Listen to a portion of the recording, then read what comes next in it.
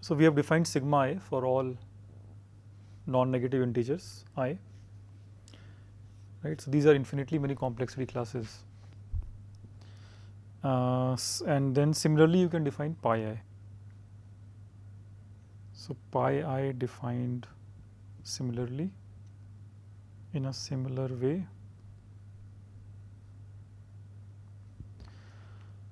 Except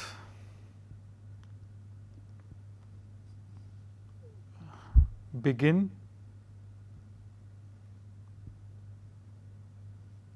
with for all quantifier.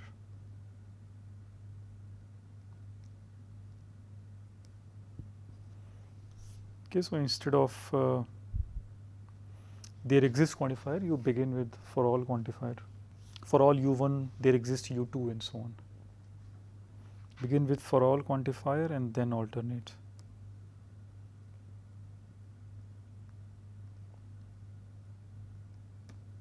So that is consistent with what we did in pi 2 also.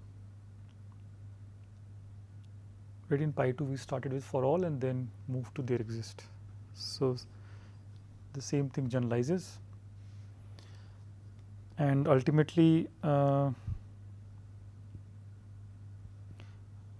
polynomial hierarchy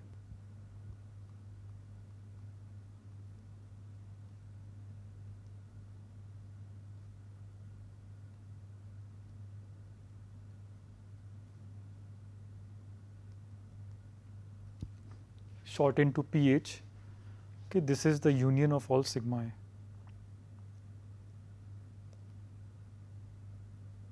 Okay, so all possible ways of quantification. Okay, 0, 1, 2, 3 and so on. Yeah, so now let us study some interesting properties of pH which are not difficult to prove. Okay, they kind of immediately follow from the definition.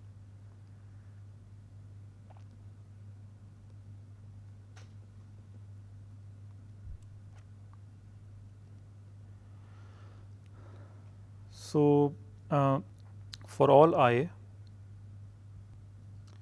sigma I is a subset of sigma I plus 1. Why is that? Well, because sigma I will start with there exist and I quantifiers. Sigma I plus 1 also starts with there exist I plus 1 quantifier. So if you don't use the last quantifier, you can see that sigma I is contained. Okay, whatever you can solve in sigma I plus 1, you can also solve in whatever you can solve in sigma I, you can also solve in sigma I plus 1. And obviously converse we don't know and we don't believe, but this side is kind of obvious. And same thing with pi I.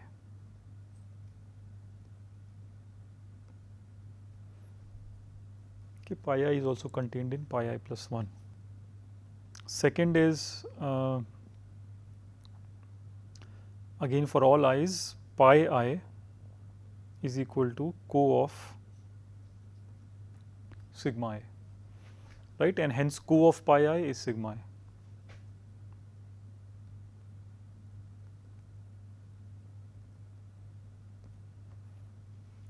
Okay, this is again clear because when you do complementation or negation, there exist chain flips to for all chain and vice versa.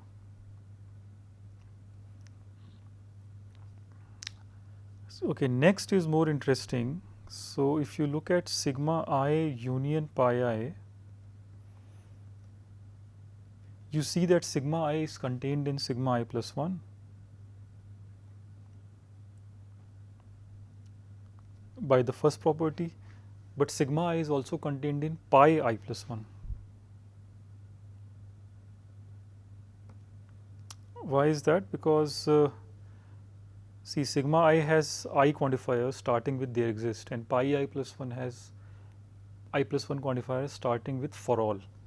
But if you skip the first for all, then the remaining is like sigma I definition.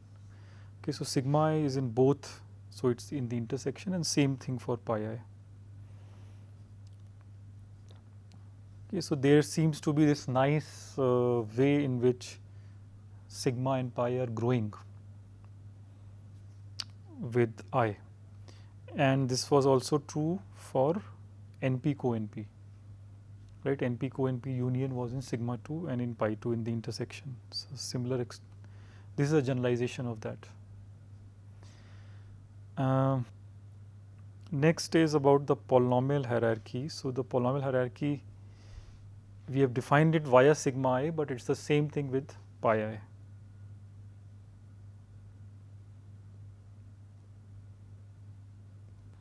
Because as you saw above in point 3, property 3, that pi I is anyways in sigma I plus 1,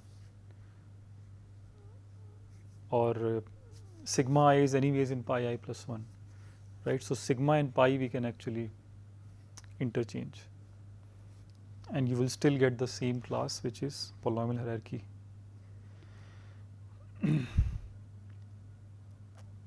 Okay, and the last point is that polynomial hierarchy can be solved in P space.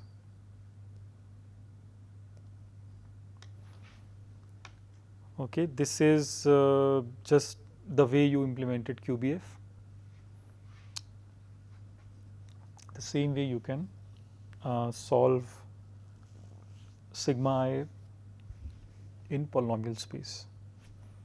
The quantified Boolean formula in P space, the same proof.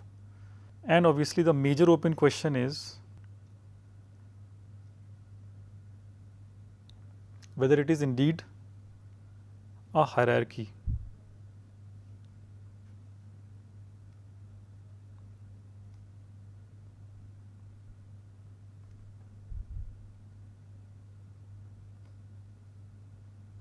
Okay, that is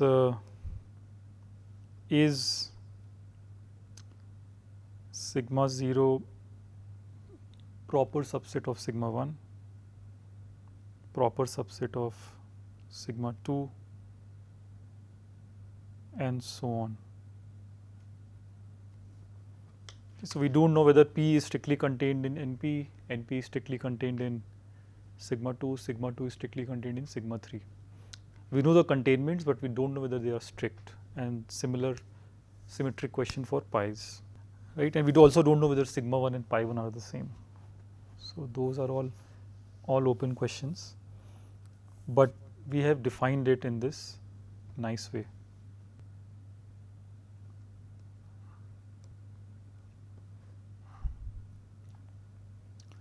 So sigma I respectively pi I, they generalize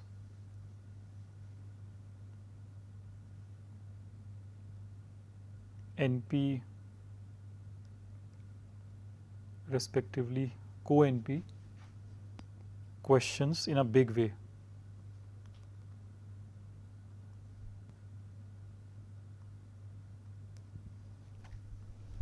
Okay, this NP idea has been generalized in a big way, and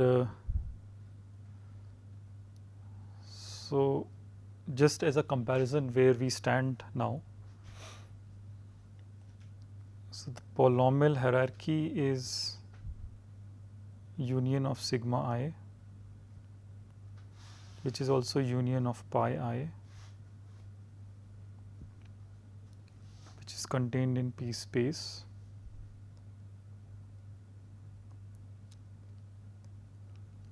So here in PH what we have done is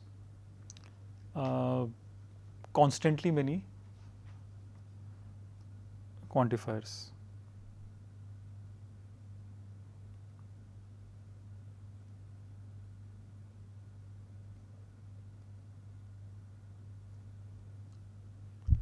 While in P space what we are doing, what we did, which is QBF, that was arbitrary many quantifiers.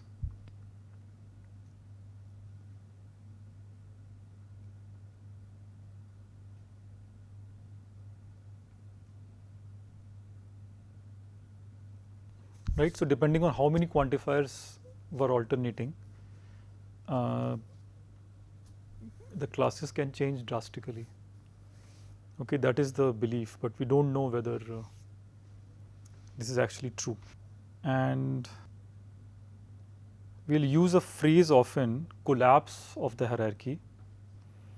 And what that means is, if there exists an I such that pH is equal to sigma I, then we say that pH collapses to the ith level.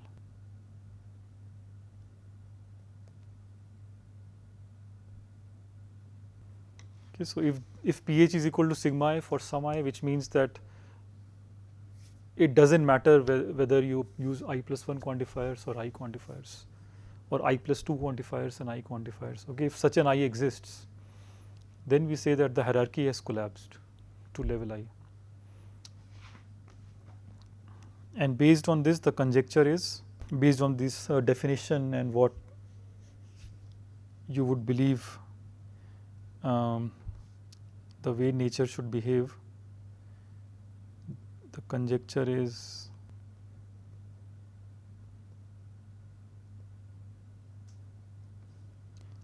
that pH does not collapse.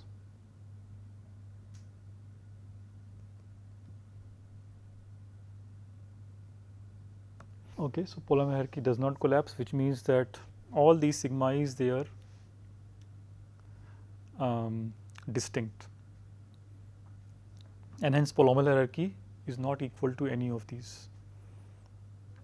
As I increases, pH gets bigger and bigger. Okay, so this is a generalization of PNP question.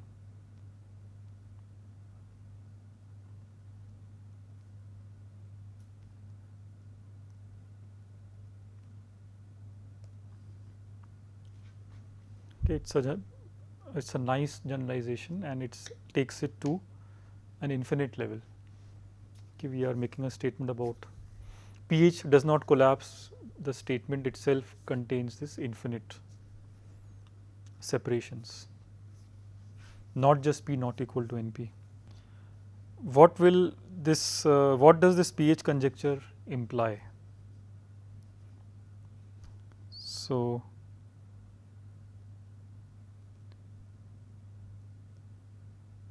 this conjecture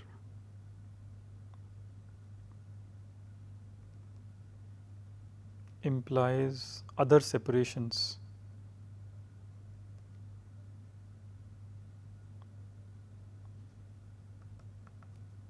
Okay, let us see those.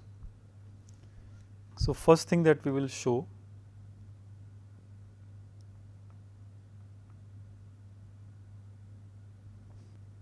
if for some I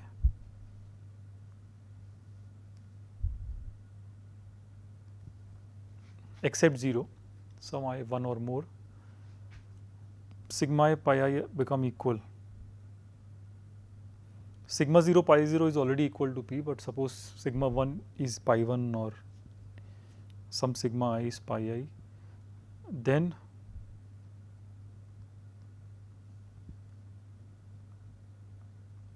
pH collapses to the ith level.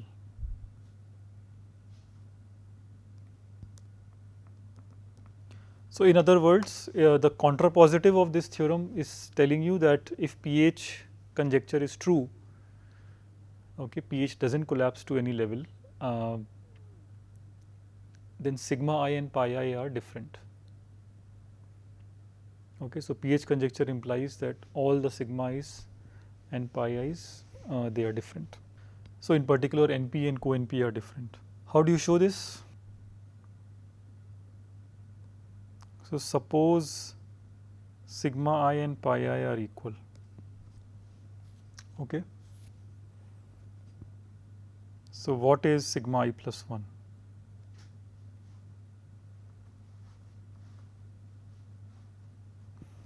What can you say about sigma I plus 1 if just one level below sigma and pi are the same?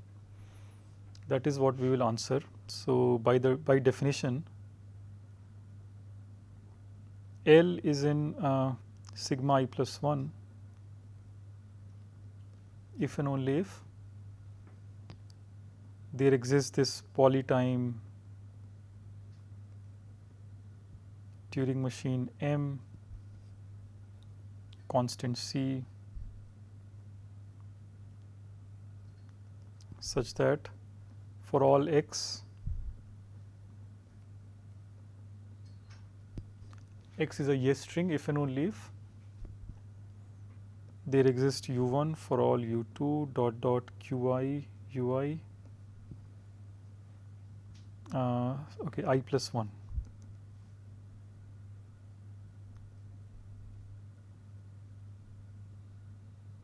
M x u1 ui plus 1 is 1, right. So problems in sigma I plus 1 have this property that their yes string is verifiable given these I plus 1 strings u1 to ui plus 1. That's the definition. And now let us use the fact, the hypothesis given to you, which is sigma I equal to pi I. So the way you can use it is, instead of starting from there exists, you can start from for all. Okay, these two things are become interchangeable. So let us focus on this part. Okay, focus on this part. This part is in you see this in pi I.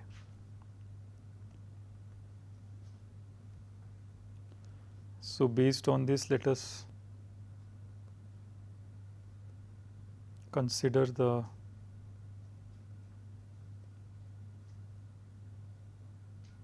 related language L prime,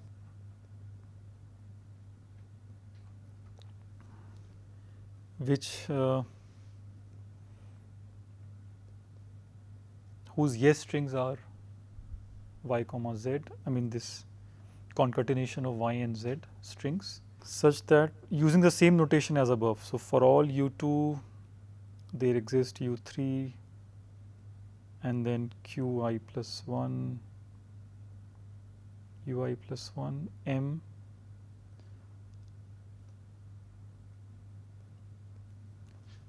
so this x u1 I am calling now in this definition y and z, and then u2 to ui plus 1.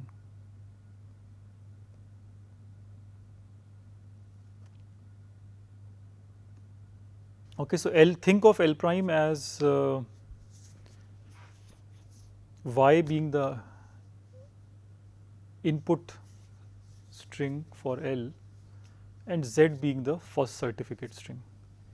Okay, we have extracted the first certificate string and then made a new language, created a new language L prime.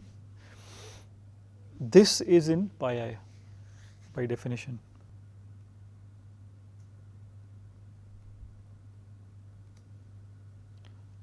And by hypothesis, it's in sigma I,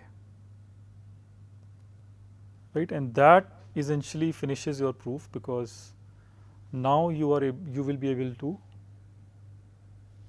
change the quantifiers from pi I to sigma I.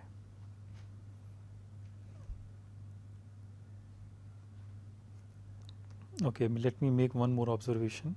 Other observation is that x is in L if and only if there exists a u1 x u1 in L prime. Okay, we are just rewriting what was written in orange. So x is a yes string of L if and only if there is a certificate u1, x with that is in L prime. Now x u1 in L prime, this is not a easy verifier. We are writing this only so that, I mean, so that now we can use this hypothesis pi I equal to sigma I. What we get out of this is the two observations together mean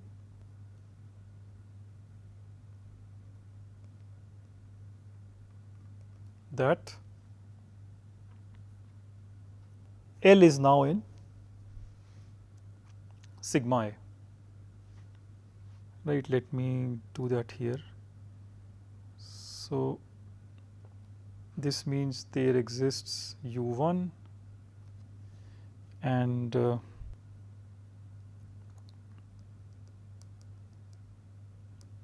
see what happens is this part, this check x U1 in L prime, right? This check is in sigma I. And since this check is in sigma I, on top of this you are putting a there exist. So you can actually merge the two first quantifiers. The first two quantifiers are there exist, merge it into one. So you have there exist and for all, and these are only I many quantifiers, so you get overall sigma I problem. So the two observations together mean L in sigma I. Okay, so we have shown L in sigma I, which means that sigma I plus 1 is subset of sigma I.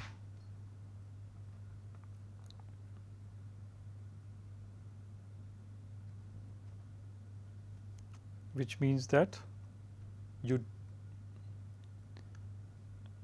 the two are equal.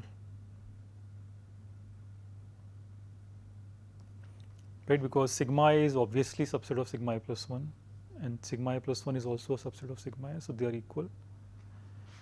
And so okay, what remains? Right, so now you take co of this, so you will get that pi I plus 1 is also pi I. But you are given in the hypothesis that sigma I and pi I are equal, right? So you get that sigma I plus 1 is sigma I is pi I plus 1. Okay, so everything is equal, all four are equal. And now by induction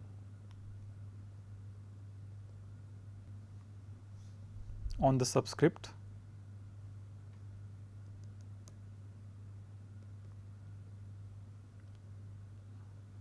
for all j greater than equal to I, sigma j is sigma I is pi j. Okay, so what happens is once you find an I such that sigma I and pi I are equal, everything above has the same property, they are also equal and they are all equal to sigma I, which means that actually pH has become equal to sigma I. Okay, so pH collapses to level I. That is what we wanted to show. And it's also immediately implied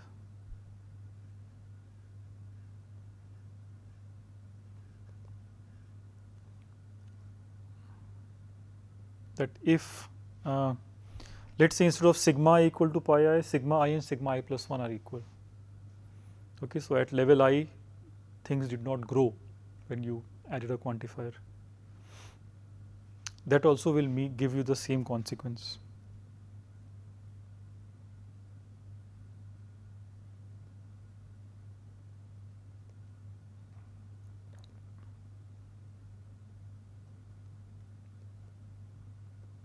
Then pH collapses to level I. Okay, and this is true starting from I equal to 0. So if sigma 0 is sigma 1, basically P equal to NP, then we are saying that pH is equal to P. If NP is equal to sigma 2, then we are saying pH is equal to NP and so on. Okay, so there is a collapse happening to level I. This has a proof similar to the calculation we just did. It follows easily from that. So assume or suppose sigma I is sigma I plus 1. Okay, so this means by taking co-operator pi I is pi I plus 1. But from this, how do you deduce that all 4 are equal? What's the connection? So the connection will come from a simple proposition that we showed before. Look at this proposition number 3, that both sigma I and pi I are contained in both the higher classes, sigma I plus 1 and pi I plus 1. Okay, the union is contained in the lower union contained in the higher intersection. So from that you get that all 4 are equal. So since we have sigma I union pi I contained in sigma I plus 1 intersection pi I plus 1,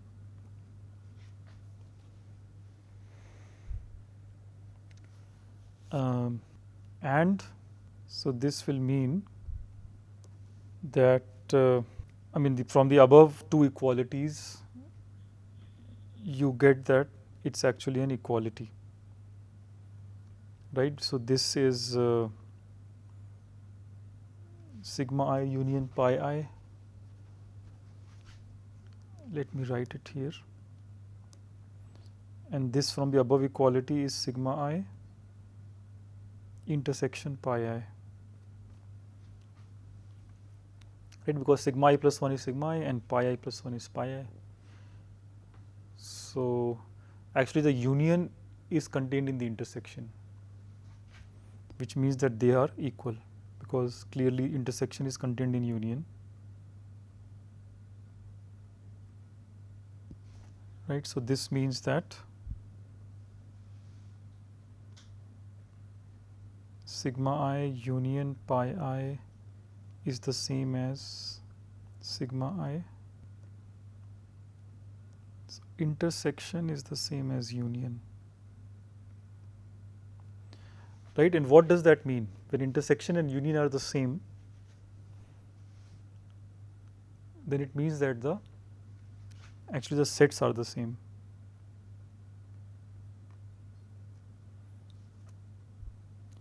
Which by the previous theorem which we just showed, pH collapses to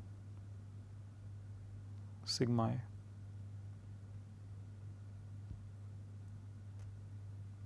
Okay, so whether sigma I pi I are equal or sigma I plus 1 are equal, these 2 things are actually equivalent. They lead to polynomial hierarchy collapse.